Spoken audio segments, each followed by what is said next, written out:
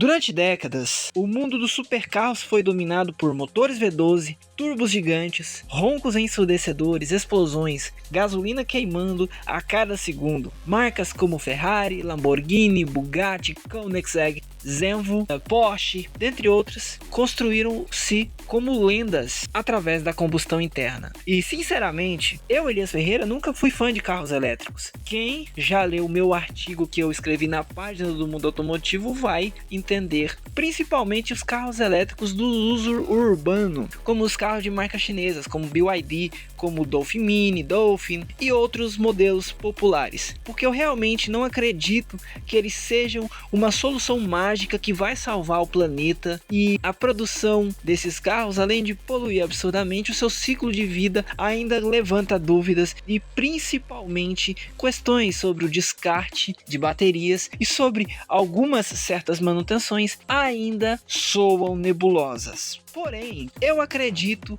em uma exceção que até mesmo pessoas apaixonadas a motor como eu precisa entender e respeitar. Hoje a história é do Rimac Nevera. Bom, o Rimac Nevera ele não se vende como um carro ecológico. Isso precisa ser dito, porque ele nasceu para ser brutal e visceral. E hoje você vai saber a história da Rimac, quem é o CEO Mate Rimac, o surgimento do Nevera, as suas versões, os seus recordes, a tecnologia absurda e como um outro pequeno país europeu criou uma lenda do mundo. Vamos lá. Mas para sabermos um pouco, nós temos que ir lá no leste europeu, mais especificamente na Croácia. Croácia, que fica no local conhecido como o barril de pólvora da Europa. Um lugar onde teve muitos conflitos, muitas guerras, e era um local que sempre foi malfadado. E quem diria que este local seria onde o jovem apaixonado por carros nasceria?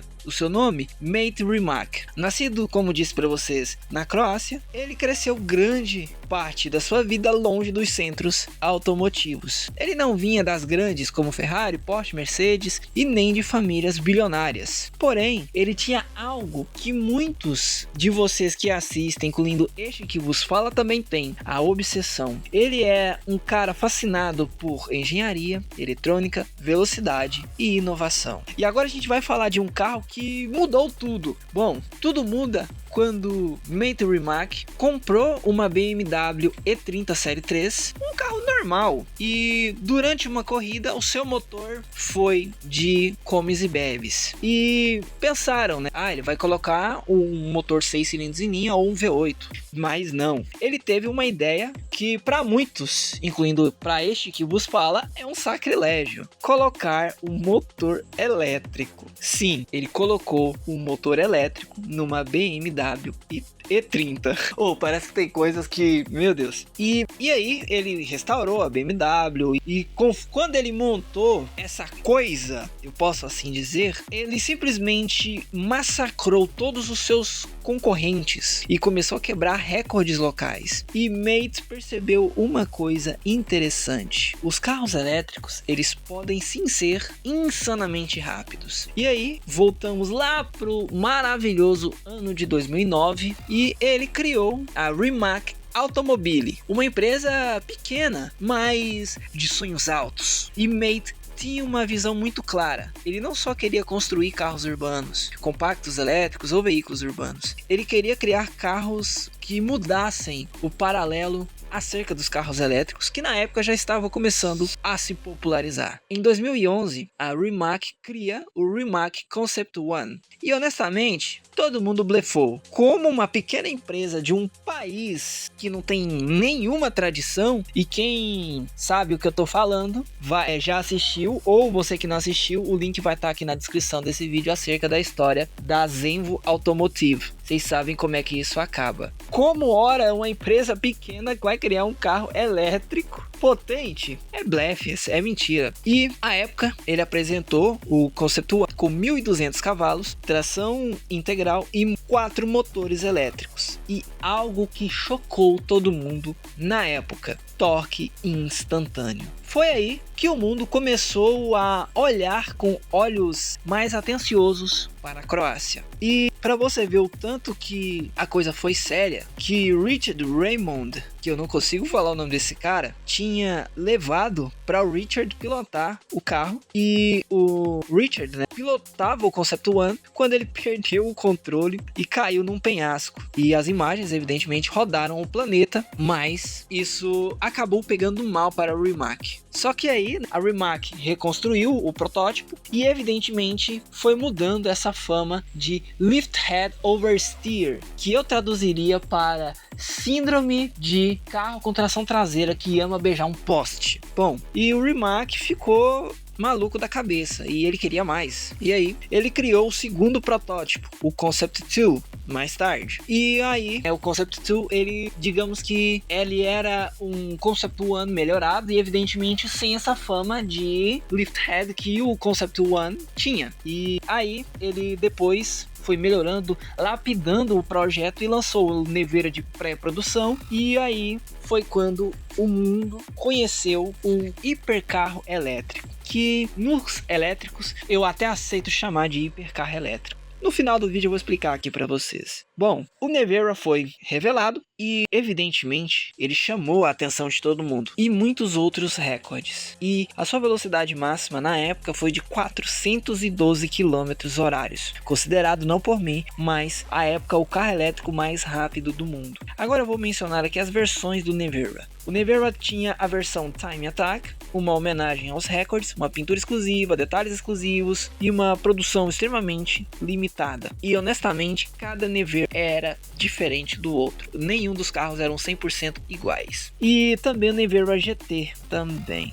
Tá certo? Mas isso daí, se vocês quiserem, eu faço um vídeo contando. E agora a gente vai falar sobre algo que chocou o mundo na época e eu fiquei chocado e preocupado ao mesmo tempo. A Rimac, na época, tinha comprado a lendária fabricante francesa Bugatti. Sim, uma pequena marca que já não era tão pequena assim, tinha comprado a gigante ressurgida Bugatti, uma das marcas mais lendárias. E isso mostrou algo que o mundo não tinha se ligado, mas Rimac foi finalmente respeitado como CEO. Bom, e o futuro dos hipercarros e dos supercarros como um todo? Eu antes pensava que era um futuro incerto, um futuro de incertezas, um futuro de não sei, mas o Nevera mostrou para mim e para todos que admiram esse mundo maluco de números estratosféricos que a gente gosta, mas isso não é régua para medir o que nós temos em linha hoje. Nos mostrou algo interessante. Números de potência elétricos têm vantagens absurdas. Uma delas é o torque instantâneo, o controle absurdo e a resposta que é imediata. Porém, nem tudo são flores. E tem um dilema que eu estou abordando ao longo deste vídeo. Muitas pessoas, incluindo este que vos fala, é apaixonado por motor, combustão interna, não só o barulho, mas também uma coisa que os elétricos ainda não têm, uma sinergia de se tornarmos uma coisa só, homem e máquina. O ronco, a vibração, as explosões, a emoção mecânica. O Nevera é algo além daquilo que esperamos de qualquer carro. E ele é melhor do que o que a gente tem hoje, dos V12? Não, a gente não sabe. Eu, por exemplo, não sei. E eu quero saber de você, tá certo? E agora a gente vai encaminhando para os momentos finais desse vídeo. Uma coisa a gente tem que falar sobre o Mate Rimac. Agora uma opinião minha sobre o Croata. Antes eu tinha uma visão que o Mate Rimac ele tentava ser uma versão europeia e menos popularizada do Elon Musk. Agora eu entendi de fato e conheci de fato como é a abordagem que ele tem acerca dos carros. Uma coisa eu não vou negar aqui, ele mudou de certa forma, sim, a indústria automotiva, tanto croata quanto mundial. Ele desafiou os gigantes, criou uma marca que mudou aquilo que a gente conhece sobre carros e criou uma categoria nova, algo insano. E a nossa conclusão é que o Rimac Nevera, ele pode ser assim chamado de hipercarro elétrico, porque essa categoria foi ele que criou. E ele é um carro extremo, uma declaração tecnológica, uma máquina inacreditável e algo que ele não se põe como um salvador do meio ambiente, ele não se põe como algo que vai mudar a poluição do mundo. Não, ele se propõe a ser o carro de performance extrema, de ser um carro que desafia tudo o que a gente conhece sobre velocidades, retomadas, acelerações, 0 a 400 e por aí vai. Ele é esse carro. E você? Você acha que o Rimac Nevera representa o futuro dos hipercarros elétricos? E o que você pensa sobre a gestão do Rimac sobre a Bugatti? E você acha que os motores a combustão serão substituídos pelos motores elétricos? Eu categoricamente digo que não, mas eu quero ouvir a sua opinião aqui embaixo e evidentemente com educação e com respeito, tá certo? E galera, muito obrigado por ter assistido o vídeo do Mundo Automotivo, foi um prazer contar essa história e evidentemente eu quero saber de vocês aí o que vocês pensam a respeito de tudo isso, certo? E é isso galera, até a próxima. Se você gostou do vídeo, deixa o seu gostei, se inscreva no canal se não for inscrito, nos ajude a chegar a 1000 inscritos, essa é a nossa meta a partir de hoje, 1000 inscritos, e compartilhe os vídeos do Mundo Automotivo, tá certo? Eu espero que a minha opinião aqui seja ouvida e respeitada, tá certo? Por vocês, e eu quero que vocês também debatam, que nós debatemos esse assunto que eu acho que é importante. A sua opinião aqui no Mundo Automotivo é bem-vinda, tá certo? Para você falar o que você pensa sobre os hipercarros elétricos, tá certo? Então é isso galera, até a próxima, valeu e falou!